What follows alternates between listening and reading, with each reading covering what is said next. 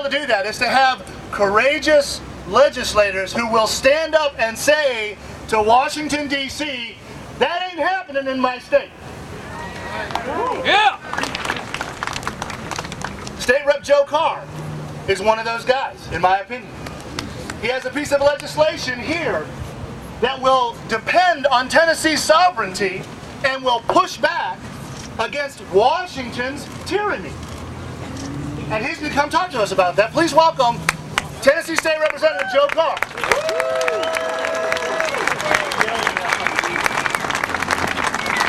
Thank you very much, Ken. Can everybody hear me? Yeah! Maybe. We are endowed by our Creator with certain unalienable rights. Yeah! Among these are life, liberty, and the pursuit of happiness. Yeah! Ladies and gentlemen, I'm here to tell you it's my God-given right found in the Bill of Rights to defend my life, my family, and my property. That is our right. That is all of our right, and we're got to defend it. Now, what I've done, some of you may have heard of, and I need your help. I filed a bill recently, and I want to read it to you. Any federal law, statute, rule, regulation, or executive order implemented or executed on or after January 1, 2013 shall be unenforceable within the borders of this state if the law, statute, rule, regulation, or executive order.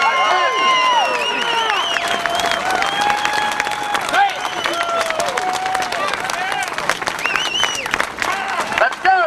Come on. If this law attempts to ban or restrict ownership of a semi-automatic firearm, firearm accessory, or ammunition. B.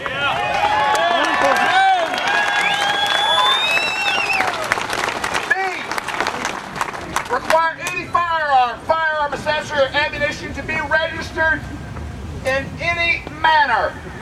It's prohibited.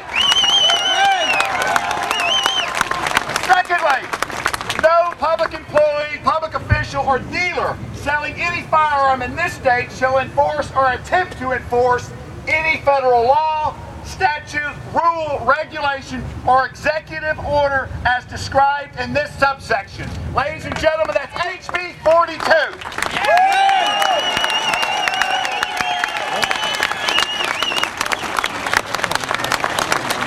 Now let me tell you something.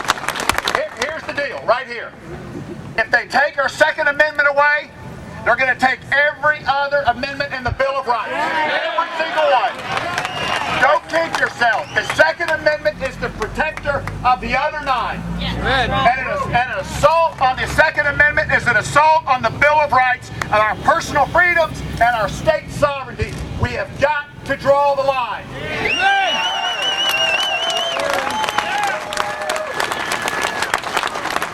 I'll tell you what I'm going to do. We're drawing the line, and some people are saying you can't do it. You know what? I don't know if we can do it or not. But by God, I'm not going to wait to find out because the people at the Alamo who died didn't think they could do it either. And they did it.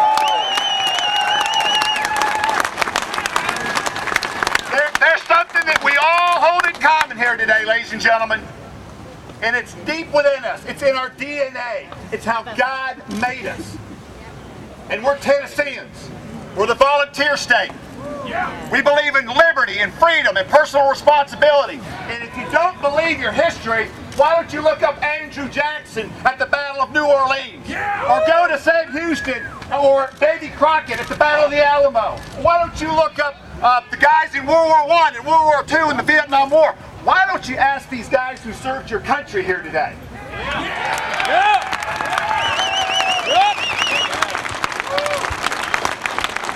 Don't misunderstand me, ladies and gentlemen. Our sovereignty is at stake when we allow the federal government to come and assault the Second Amendment. Today is only a beginning. I want to thank you for being here, but here's what I need you to do. Here's what Senator Ketchum and Representative Sparks and Senator Beavers, here's what we need you to do. We need you to contact at least one more person And then we need you to go to your email inbox, your outbox, and we need you to email your state representative and your state senator and say, we demand that you sign on to House Bill 42. We've got to push back against Washington. That's the start. Thank you very much. God bless America. Do you think this legislation is going to get a good toehold here in Tennessee? I think it's, honestly, I think it's going to be very difficult to pass. But that's not the point. We don't, I've turned the page. You know, you're trained when you come up here in some respects not to do anything without the high degree of certainty that you're going to be successful.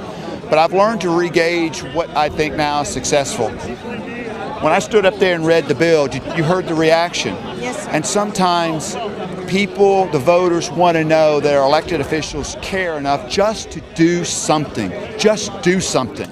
I mean, if we had, if the men and women at the Alamo had decided we're not going to do this without the high degree of certainty of succeeding, there wouldn't be an Alamo.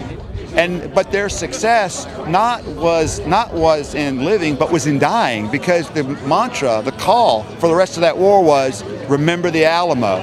And sometimes you got to die before you can live, and sometimes we got to do things without the expectation of a near-term result. So I don't know what the result of this is going to be, but I know one thing: if this fails, we'll file another one and we'll try again, because we're gonna work on the wall to make sure the wall comes down. It's the wall of a government that's not listening to the people.